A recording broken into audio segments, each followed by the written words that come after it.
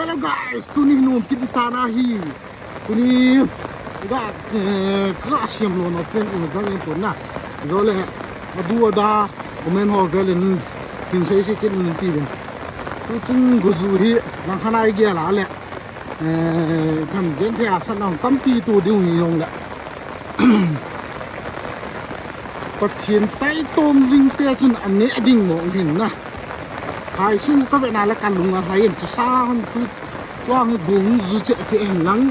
thường chỉ sang á con hạ tắm chạy chạy là hen nắng thì giờ bọn cái tì nào lại hình na sang á con vật đông hồng lên hen nắng mấy thế e san cái dấu xì anh úp pi hen nắng upa hen nắng tệ xì rồi nè bố nào con hình hộ trái hen nắng chút tí lẹ ama hong ki gel do min tin na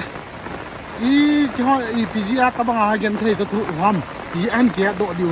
to ha ni a ke do loi min tin a ke do loi min tin na hong le ka the ni a phal min bo lam tin na ho wang jun ga mi te hong ki pa thu ne se na ti ding na ke wang ki tin ta ga se le ka ki pa gal mi te gen thei ka mu ka ki pa chỉ sang ngun gen thei che han chỉ sang ngun hin le wa na lai le ka ti na lai hen na go hin ha zu phai sung go le se nun zu lang no tui sang le banga jun lin hen lang ma ko ho chai ki ke le ka ti he o chu ga se no min din